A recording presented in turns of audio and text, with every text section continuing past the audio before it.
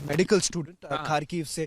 In fact मृदुल कई student से बातचीत कर रहे हैं, और हम ये भी कहना चाहेंगे कि हमारे जो दर्शकों हैं जो भारत में हैं, अगर आपके कोई जान पहचान के लोग हैं जिसके थ्रू आप कम्युनिकेट करना चाहें तो हमारे साथ ज़रूर आप कांटेक्ट कीजिए, क्योंकि हम कोशिश ये कर रहे हैं कि हम जो भी मैसेजेस हैं, जो हालात है इस वक्त, उसकी जानकारी हम उनके पास पहुंचाए। करीबन रात के हम लोग जब यहाँ पे कीव में पहुंचे थे, 10 से 11 भारतीय स्टूडेंट्स यहाँ पर हैं, और वो कई सारे होटल्स में रुक चुके हैं।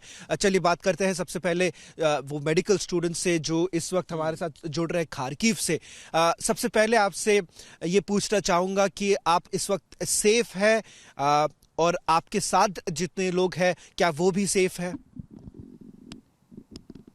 सेफ्टी तो यही है, अंडरग्राउंड बैठे हैं, बेटर देन बीइंग अपस्टेयर्स। वहां पे तो रात को शायद खबर मिली थी 1-2 बजे गोलाबारी हुई। अंडरग्राउंड मेट्रो में तो इतना पता नहीं चला, बट जैसे हम लोग कल सुबह का दिन था, लगभग हम लोग सब सो रहे थे तो 5:10 पे पहली गोलाबारी हुई थी। तो मेरे साथ शायद वो एयर स्ट्राइक थी, बट उन्होंने नॉन रेजिडेंशियल एरियाज पे डाला था, तो या तो यूक्रेन आत्मसमर्पण कर दे, नहीं तो फिर हम भारी गोलाबारी शुरू करेंगे। मेरे हिसाब से इनने काफी रेजिस्टेंस दिया है रात भर, और चल रहा है। Most of the people right now, अभी तो वो उठ उठ के जा रहे हैं सप्लाईज लेने, बट रात में यही एरिया था जो पूरी तरीके से फिल था, बिल्कुल पैर रखने की जगह नहीं थी इधर। क्या आप हमें थोड़ा बता सकते हैं कि जो गोलाबारी की बातचीत हो रही थी, कौन से इलाके, खारकीव के कौन से इलाके में हो रही थी, और क्या वो सिविलियन एरियाज, क्या वहाँ पे लोग रह रहे थे जहाँ पे ये बमबारी हो रही थी? सर, एक मतलब ऐसा बाहर जाके मैं से नजारे तो ले नहीं रहा था, छुप के मैं बैठा था। अब ऊपर जो थोड़ी बहुत वीडियो खबरें आई है उनके हिसाब से तो यहाँ पर एक हमारे जू वगैरह था, वहां पर थोड़े बहुत शेल्स हिट करे हैं।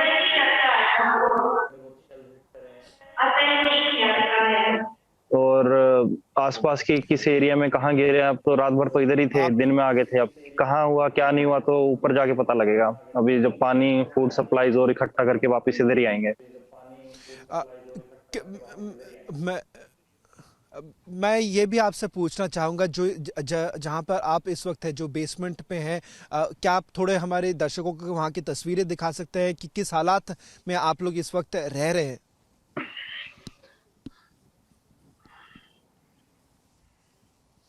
ये सर, अभी तो ये काफी हद तक खाली हो गया क्योंकि सुबह का टाइम है, वरना यही रात को बिल्कुल किनारियों तक भरा हुआ था। जैसे ये हमारे साथ में एक यूक्रेनियन फैमिली है, अपने बच्चों को, बच्चे बूढ़े बिल्कुल छोटे छोटे बेबीज सब बैठे हैं, मेरे साथ के कॉलेज मेट्स हैं। हम भी हॉस्टल से गद्दे उठा के यहीं पर ले आए थे क्योंकि जमीन तो बहुत ठंडी है। मेरे सहयोगी मेरे सहयोगी मृदुल भी आपसे कुछ सवाल करना चाहेंगे, जो मेडिकल स्टूडेंट इस वक्त बिल्कुल, खारकीव में मेरा है। एक छोटा सा सवाल है। पहला तो ये कि हमें आपको देखकर खुशी हुई है कि आप ठीक हैं। आप जिस बेसमेंट में हैं इस वक्त, कितने लोग हैं वहां पर आपके साथ, और कहाँ कहाँ से हैं वो भारत में? कितने लोग वहां पर हो सकते हैं? उनकी सुरक्षा किस तरीके की है अभी, अगर आप बता सके तो। सर, फिलहाल मैं बेसमेंट में नहीं हूँ क्योंकि मोस्ट ऑफ द बेसमेंट्स ऐसे कंस्ट्रक्टली बिल्ड नहीं होते कि लगा लो आरटी की फायर आई और शेल लगा तो बिल्डिंग सारी नीचे गिराएगी, तो वैसे मलबे में सफोकेट होके मर जाओगे। मैं मेट्रो में हूँ, या फिर जो लोग बॉम्ब शेल्टर में हैं, they are the most safest place because they are built to withstand heavy artillery firing और एयर स्ट्राइक्स। यहाँ पे लगभग साउथ से लेके नॉर्थ ईस्ट वेस्ट हर एक मतलब रीजन के अपने Indian national, Nigerians, Arabs, Ukrainians, जहां से जिसको जगह मिली सब लोग यहीं पे थे, बच्चे बूढ़े। रात को देखते तो आप यहाँ पे बीच में एक बार ऑलमोस्ट भगदड़ सा का भी माहौल हो गया था। तो डर सा का माहौल है सबके बीच में, और बाकी सेफ्टी तो क्या ही है। तो जो अंडरग्राउंड छुपे हैं राम भरोसे ही हैं। कुछ बम कह के थोड़ी गिरता, कहाँ क्या गिर गया पता नहीं। कब से कह रहा हूँ एम्बेसी को इन्फॉर्मेशन दे दे, कोई कुछ कह दे, कोई कुछ बता दे। 15 तारीख से पहले भी आपके के चैनल को इंटरव्यू दिया था, कंक्रीट इन्फॉर्मेशन दे, सारी कंट्रीज कह रही है निकल जाओ बिल्कुल ऐसे। तो लेकिन निकल जाओ बाद में तो हम निकाल भी नहीं सकते। अमेरिका जैसी कंट्री ने कह दिया हमारे वाले सो रहे, पता नहीं क्या कर रहे हैं। अभी भी ये नंबर जारी कर रहे हैं कि पोलैंड बॉर्डर, रोमानियन बॉर्डर पे आ जाओ। अरे आ- 750 आप किलोमीटर दूर है, कैसे आ जाएं?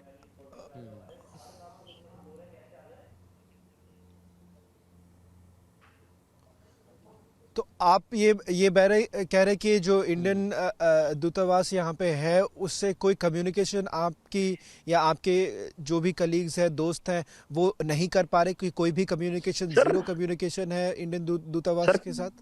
आप मेरे को एक बात बताओ, मैं ये भी कैसे कह दूं कि 20 जीरो कम्युनिकेशन? 20-22 हजार बच्चे हैं, वो किस किस का जवाब देंगे और क्या देंगे और क्या स्ट्रेटेजी? टाइम था तब कुछ क्या नहीं, अब तो लिटरली अपना खाना पीना लेके और ग्राउंड होल्ड करने वाली बात हो गई है कि अब जब तक जो हो रहा है सो देखी जाओ, बैठे रहो। या तो इंडियन एयरफोर्स को क्लियरेंस मिले, ग्राउंड स्पेस, उनको एयर स्पेस बोल रहे हैं कि भाई क्लियर है, जाओ उठा लाओ, कार्गो प्लेन भेजो, हम पलाथी मार के बैठ के आ जाएंगे।